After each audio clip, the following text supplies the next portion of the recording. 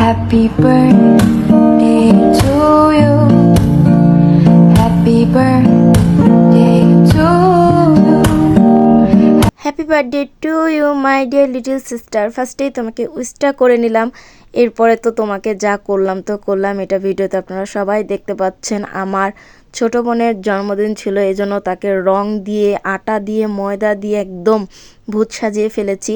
আর এদিকে ওকে সারপ্রাইজ দেওয়ার জন্য ওর জন্য রুমটা ডেকোরেশন করেছি হালকা পাতলার উপরে। সেরকম কিছু করিনি, জাস্ট আমরা নিজেরাই ওর বার্থডেটা সেলিব্রেশন করব, এই জন্য হালকা পাতলাভাবে সাজালাম আমি এবং আমার একটি ছোট ভাই, আমার ছোট বোনের ফ্রেন্ড, আমরা দুজন মিলে। তো এর মাঝখানেই আমার বার্থডে গার্লের এন্ট্রি হলো, সাথে তার বাচ্চাকে নিয়ে। অ্যাকচুয়ালি আমাদের মিনি বাবু, ও তো প্রচণ্ড ভয় পাচ্ছে এই পার্টি স্প্রে ওর গায়ে পড়াতে, কি পরিমাণে লাফঝাপ করছে সেটা তো দেখলেন।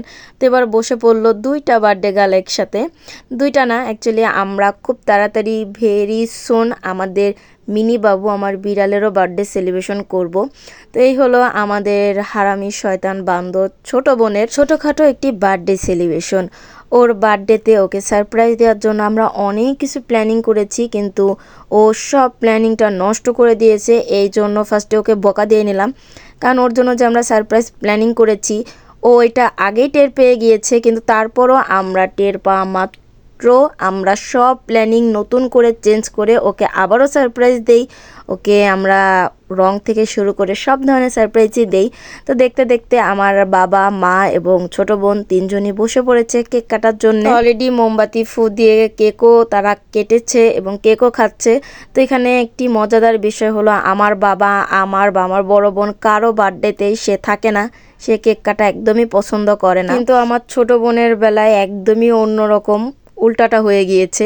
আমার বাবা তার পাশে বসেছে, কেক কেটেছে এবং তার সাথে কেক খাচ্ছে হাসি খুশি। তো এখানে আমাদের সুমাইয়া রানী আমার আম্মুকে এবং আব্বুকে কেক খাওয়ানোর পরে নিজেই একা একা খাচ্ছে। ওর মানে লোভ সামলাতে পারছে না, নিজের কেকের লোভ নিজেই সামলাতে পারছে না, এজন্য এখন আব্বু আম্মু তাকে খাইয়ে দিচ্ছে, শুধু আমি নেই, আমি অনেক দূরে। তো কিছুক্ষণের মধ্যে মেবি আমিও যাবো। ওরে খুশি, ও তো 32টা দাঁত বার করে দেখাচ্ছে। তো আমিও চলে গেলাম, আমি যে কেক কেটে এখন ওকে খাওয়াবো এবং পাশাপাশি আব্বু আম্মু সবাইকে একটু একটু করে খাইয়ে দিব। আমাকে দেখতে এখানে একদমই বাদুরের মতো লাগতেছে। ছোট বোনের বার্থডে সারপ্রাইজ প্ল্যানিং করতে যেয়ে নিজে একটু সাজুগুজুও করিনি, সুন্দর একটা ড্রেসও পরিনি, ঘরে যেভাবে ছিলাম একদম নর্মালভাবেই আমি চলে এসেছি, নর্মালভাবে ওর বার্থডেটা সেলিব্রেশন করলাম। তো যাই হোক, আমি নর্মাল থাকি, যেমনই থাকি, তবু আপনারা আমাকে চিনতেই পারবেন, কারণ আমি কখনোই ক্যামেরার সামনে সেভাবে সেজে গুজে আসি না। আপনারা জানেন আমি একদম ন্যাচারালভাবে সবসময় আমার চ্যানেলের প্রত্যেকটা ভিডিও, প্রত্যেকটা মুহূর্ত ক্যামেরার সামনে আসি। বাই দ্য ওয়ে মাঝে মাঝে হয়তো বা একটু সাজুগুজু বাহিরে ঘুরতে গেলে ট্যুর সেভাবে আসি।